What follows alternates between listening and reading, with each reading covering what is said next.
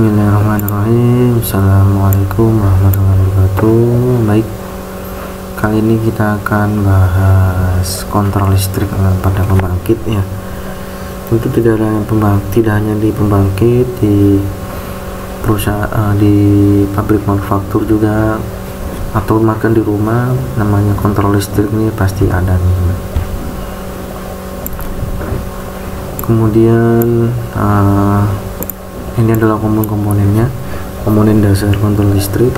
Ada push button, timer, bisa timer on delay atau timer off delay, lampu indikator, kontaktor, relay, termostat, dan thermal relay. Jadi ada ada 6 ya, ada 6 komponen dasar pada kontrol listrik teman-teman. Ini contoh gambar timer ini teman-teman, ini gambar kontaktor, ini termostat, ini gambar thermal overload relay. Nah ini teman-teman, ada push button dan lampu indikator ya.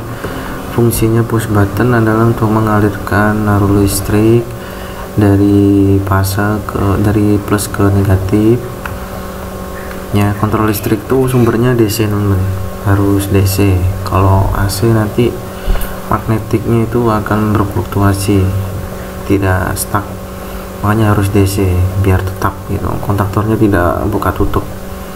Nah push button ini ya kayak saklar biasa aja.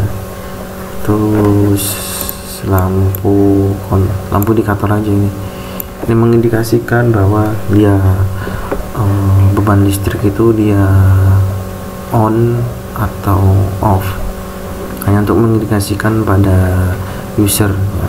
Ini biasanya dipasang di panel ya, panel. Ada ini warna dasarnya ada merah, kuning, hijau. Merah kalau di pembangkit itu berarti beroperasi, kalau hijau berarti stop, kalau kuning berarti ada trouble, overload, mungkin ada short circuit, dia masuknya ke warna kuning ini. Nah ini ada sedikit animasi teman, jadi push button tuh seperti apa sih. Ini ada videonya, kita play.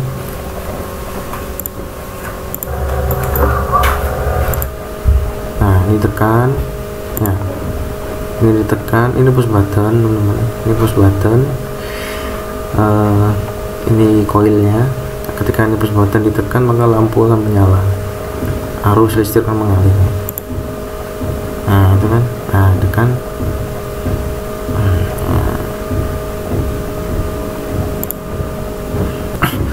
Nah kemudian ini bagaimana sih prinsip kerja relay teman-teman. Nah ini ada sedikit animasi teman-teman ya.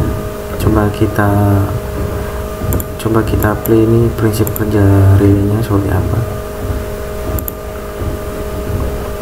Nah ini adalah kontak ya, kontak sisi positif negatif terus baliknya ya. Ketika ini masuk, maka kebalik ini teman-teman. Jadi ini dulu ya, ini kita mau menggerakkan ini, kita masukkan push button ini, maka arus listrik mengalir ke koil memiliki medan magnet memiliki kutub ya, magnet, tahu kan magnet teman-teman ya. Magnet ini kan logam kan, nah magnet kalau diikat logam kan menarik. Nah, maka dia akan menarik logam ini sehingga dia akan terhubung. Jadi ini bisa plus atau negatif atau sebaliknya lah, seperti itu. Coba perhatikan lagi ya teman-teman. Nah kayak gitu kan. Nah, ketika tidak ada dia membuka, ketika ada dia menutup. Nah itu teman-teman ya. Kemudian ini ada apa sih di dalamnya kontaktor teman-teman ya. Ini contoh saya sambil dari internet ya. Ini namanya kontak ya, namanya kontak. Ini disebutnya NO, normally open. Yang membuka ini namanya normal open. Maksudnya normal open ketika tidak ada arus listrik yang mengalir ke sini, ketika tidak ada, posisinya dia apa sih, apakah open atau close. Nah, ketika tidak ada arus di sini, ketika koil ini koil ya, ketika tidak ada arus di koil ini, maka posisinya ini open, maka disebutnya dia normally open. Kalau ini normally close ya, kebalikannya, ini normally close, ini normally open. Nah ini ada contohnya kontaktor animasinya seperti apa ini. Kita play. Nah ini ya, arus listrik masuk koil ya, koil akhirnya koil ada magnet menarik kontak-kontak ini yang tadinya ini open menjadi tarik sini kan, jadinya ada arus listrik dari L ke motor ya. Set. Nah seperti itu namanya, kita ulangi coba. Nah, masuk arus listrik koil menarik, maka listrik ke sini ya, seperti itu. Nah mudah dipahami teman-teman ya, sangat mudah. Kemudian ini adalah timer on delay, jadi dia akan memberikan output ya satu ketika dia sudah mencapai waktunya. Ada sedikit masih temennya. Nah, masuk kan, masuk terus dia menghitung ini kan, menghitung mundur kan, sampai 5 detik. Ini bisa diatur teman-teman, secara teman-teman mau mengatur berapa detik timernya. Nah ketika ini udah mencapai 5, maka dia akan menyimpulkan satu di sini. Nah, berkontak, akhirnya ini lampunya nyala. Kita ulangi ya, ulangi. Cek, masuk, push button tekan, maka dia, nah terus ini ya, cek, masuk sudah 5 detik. Nah maka beban akan terhubung dengan pasanya, fasa dan negatifnya akan terhubung. Fungsi termostat untuk mengamankan beban, mengamankan rangkaian beban dari beban berlebih ya. Jadi dia menggunakan prinsip panas. Ini nanti elemennya itu akan memuai akhirnya membuka. Nah ini ada sedikit animasi ya,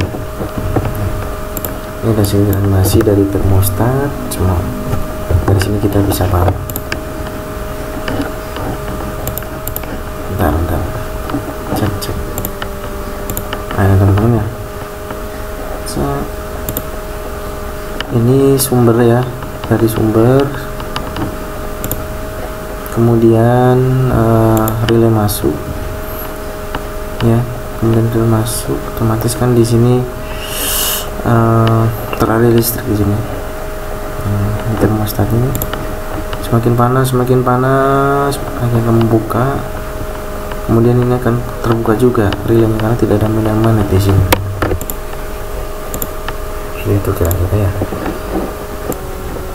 Nah ini ada normally, ini bukan normal, ini posisinya close. Nah, kemudian ada arus listrik mengalir ke motor, berikut ke elemennya.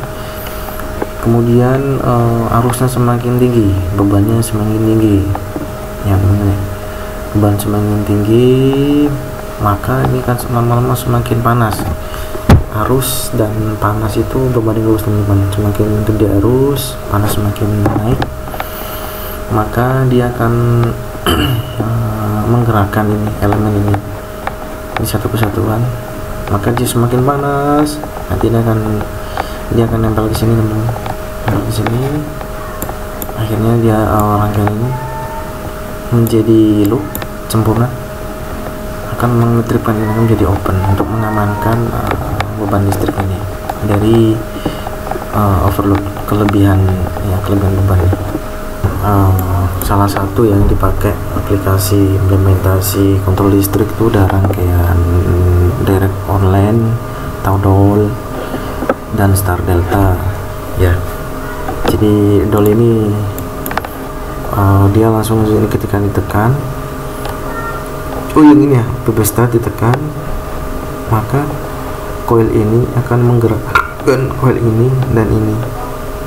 kan menutup breaker udah masuk akhirnya dia muter sederhana.